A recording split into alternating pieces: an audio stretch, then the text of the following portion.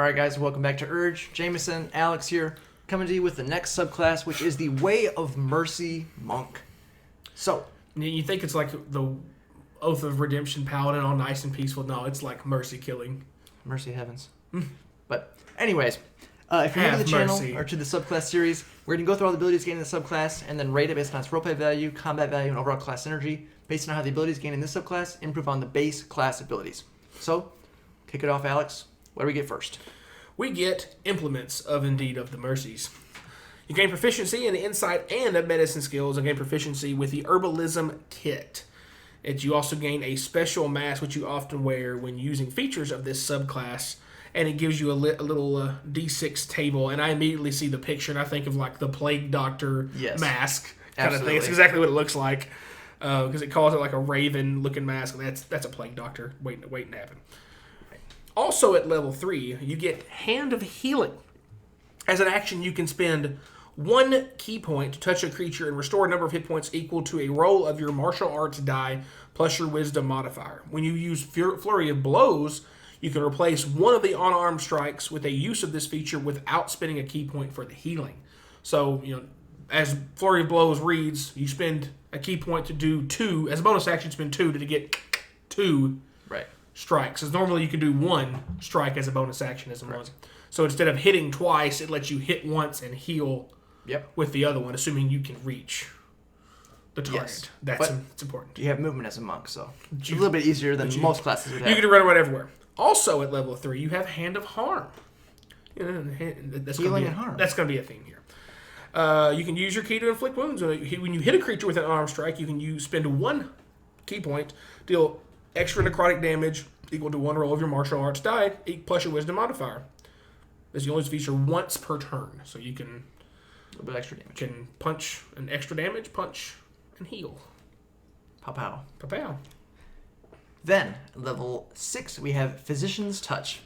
You can administer even greater cures with touch, and you can use your knowledge to cause harm if it's necessary. When you use Hand of Healing on a creature, you can also end 1 disease or one of the following conditions affecting the creature: blinded, deafened, paralyzed, poisoned, or stunned. When you use Hand of Harm on a creature, you can subject that creature to the poison condition until the end of your next turn. No save. Ooh. So all you have to do is hit them with that, and they are poisoned, which gives disadvantage on their attack rolls. Till your next turn. Approved! Anyways, on to the next. So you can heal and cure a condition, or you can hurt and cause a condition. Cause a condition and deal damage, or heal damage and remove condition. And no spell slots required. Exactly. Weirdo monk. You have to keep one, so kind of like spell slots. Yeah, but you get a million of them. Anyways. and back on a short rest. Yes. At level 11, you have Flurry of Healing and Harm. You can now mete out a flurry of combat and hurt. Comfort and hurt. Combat is part of the hurt, I guess. When you use Flurry of Blows, you can now replace each of the unarmed strikes with a use of your Hand of Healing without spending key points for the healing. So you can run up and slap some sense into somebody twice and heal them twice. Or, in addition, when you make an unarmed strike with Flurry of Blows, you can use Hand of Harm with that strike without spending a key point for Hand of Harm. You can still only use Hand of Harm once per turn. So now, essentially what you can do is you can run up, and when you Flurry of Blows, you can heal, or you can hit and heal, or you can Hand of Harm and heal, or you can hit and Hand of Harm. So you got all kinds of different combinations on there. Yes. Regular punch, super punch, hug punch, whatever you want to do. Exactly. Then lastly, at level 17, we have Hand of Ultimate Mercy. As an action, you can touch the corpse of a creature that died within the last 24 hours and expend 5 key points. Creature then returns to life, regains a number of hit points equal to 4d10 plus your wisdom modifier. If the creature died while subject to any of the following conditions, it revives with them removed: blinded, deafened, paralyzed, poisoned, and stunned. Once used this feature, you can't use it again until you finish a long rest. So this can actually be a very good in combat resurrection, because it just takes your action and they're up with 4d10. We're not talking like one hit point. Yeah. They actually have a little bit of health to get them back in the battlefield, and then they have to go through their death saves again. So that can be pretty big. Just to have someone else outside of your cleric or druid or whatever who might be able to revive you. and as someone who has cast Revivify twice in our campaign, material components. Correct. Does not require any. Exactly. So pretty nice on there, though it is level 17. True. But as you get to 17, death becomes a little bit more common. Yes. I'll say, well, or at least likely to happen. That. And it is only 5 key points as well. And again, you're going to have 17 key points as you get back on a short rest. So it's the cost there is very much worth the outcome. Exactly. For sure. So those are all the abilities gained in the subclass. So now move on to the rating portion of the video. First up is the roleplay value. Again, asterisk as always, guys. When we're talking about roleplay value, we're talking about interacting with the world around you, interacting with NPCs, non-combat scenarios, avoiding combat, basically things outside the initiative order. Not talking about class fantasy, history, lore, background. That's all on you as a player. Can't rate you, but we can rate the mechanics and the abilities gained in the subclass and how those might improve your potential for roleplay outside of the combat order. Indeed. So, all of that being said, the roleplay potential and the abilities for this subclass are pretty limited, we would say. Curing conditions is pretty much it. Pretty much everything else is you're healing or dealing extra damage. I mean, there's some niche uses for maybe RP with resurrection. Yeah. So you come across a corpse or an ally or someone who died within the last day, and you can resurrect them and maybe have an interesting little moment or ceremony or something like that. You do get 2 extra skill proficiencies as well inside of medicine. Yes, you do get a couple of those. But we just went with a 2 out of 5 on here. Not a whole lot on the RP side of things. Some nice things on here, but more on the niche side than, that are going to be really used too often. Indeed. On the combat side of things get interesting. Because it gives your flurry of blows mechanic, which is the first ability monks get in baseline, gives it not only 1 but 2 extra uses, forms, that you can either heal with or do extra damage with, and later on you can do a combo of each or a double. Right. You can double heal, or you can extra damage and then heal, or extra damage and just regular punch. Right. So that's super interesting. The only challenge you run into is still a base monk issue of being able to reach stuff because it's all melee. Right. But you move super fast as a monk. Yes.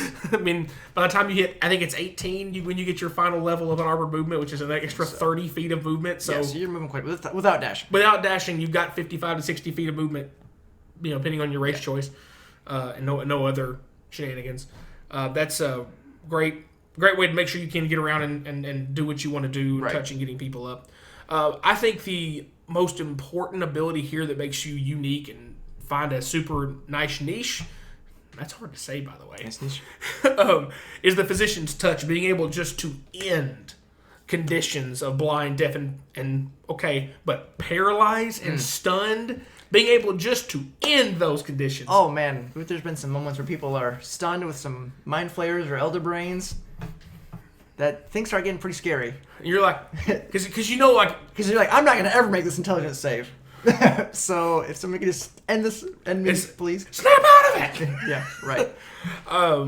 And being able to subject the poison condition, and there's nothing they can do about it. Right. As long as you hit them, they don't have to make a save, and you can do it every turn for 1 key point. So you could, and you have key points equal to your level. Yeah. So and get back on short rest. So, and there's no other ability in the entire subclass until 17 that requires you to spend a bit key points on. Right. So you're gonna be flurry of blowsins all the times. Right. Because why would you not? And while each individual punch kick is not a lot of healing, a lot of extra damage, that's kind of the way monks are. It's a lot of little stuff, death by 1,000 cuts kind of thing. Yeah. Even more so than fighters, because they get all the extra attacks plus flurry of blows and it's all of the stuff. So we end up going with a 4 out of a possible 5. Yes. And this is one of the terms I like to overuse in certain RPG situations. Is I felt like this was a high floor, low ceiling type of combat. Is you know what you're getting, and you can see the steady progression of what you're going to get able to. It's like you're not ever going to have like this. Holy crap! He did something really crazy. Right. But you're going to have reliable help both for extra damage or healing, either or, turn after turn after turn after turn. And it's nice, too, because it's just a bonus action as well.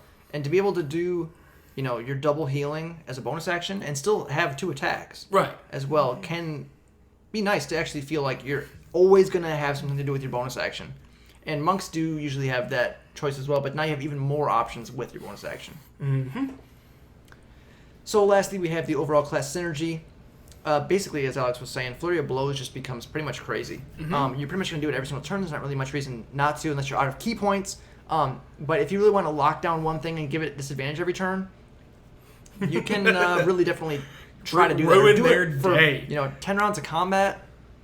You could potentially have something with disadvantage on attack rolls for 10 rounds or 11 rounds when you're, As I have said as somebody who plays a cleric, it's much better to try to prevent damage in D&D than to heal it after the fact. So giving something disadvantage on every other turn even, much less damage coming out. And another thing, too, to think with monks is some of the big things to synergize with is their key points, obviously. Their key point usage, like Flurry of Blows, is another big one. Or things like Deflect Missiles, things like that. But another thing, too, that I think is often overlooked is their unarmed movement. So when you're able to move so quickly, you can, run over and heal someone and then attack. Or, heal someone else and still attack. Having the movement and mobility there with extra options to either deal extra damage or extra healing, you can really keep people topped off. I think that's more important than trying to make up for damage, as Alex was saying. It's just kind of like keeping people topped off with, martial arts die or whatever, to just give them a little bit extra health here and there, can really help alleviate your spellcasters from having to spend spell slots to just do little spells. Yeah. So instead of doing like a Cure Wounds or something, then you're just able to use a key point that you would have already used anyway for a Flurry of Blows, and then deal some extra healing to your allies. So we went with a 4.5 on the synergy, which might seem a little strange, but it's basically just making your Flurry of Blows very, very strong. Yep. It works really well with your movement. It is a very simple subclass, I would say, but it does definitely have lots of utility options, and with all of the synergy being able to move around the battlefield, and then extra healing and damage opportunities with the disadvantage as well, can definitely make for some interesting impact on the battlefield. Right, and the other thing, it really makes Monk this subclass specifically, the anti-conditions Monk. Right. Because baseline Monks are already immune to disease and immune to poison. So, they really just, I don't care what your condition is, it's not going to happen. Right. It's not going to stay around long. End it is incredible, because there's not really a whole lot of ways to just straight up stop conditions other than, bigger spells. Right, without spending spell slots on it. Lesser than eventually greater restoration is what's going to take to get rid of some of these conditions. Just key point, ended it. Yeah, and heal them. and give a little healing. Yeah, so definitely very interesting. It's a healing word, or like a Cure Wounds and a lesser restoration for a key point. Yeah, pretty solid. That's a way you can look, resource level 1 and a level 2 spell slot for a key point. Yes. All right. Definitely solid. All right. So let's wrap up our thoughts on the Way of Mercy Monk. So before we finish it up, though, we have a quote from Tasha she gives for all of the subclasses. What does she say about this one? I promise I did not read this before just now, because she says, Plague Doctor, some looks never go out of style. There you go. So they did it on purpose. That's right. That's right. But that's going to wrap it up for this one, guys. So if you enjoyed the video, please remember to like, subscribe, hit the bell notifications to know when our new videos are coming out. Let us know in the comments down below if you've played as this subclass or as a monk. I always love to hear your stories. And as always, guys, thanks for watching.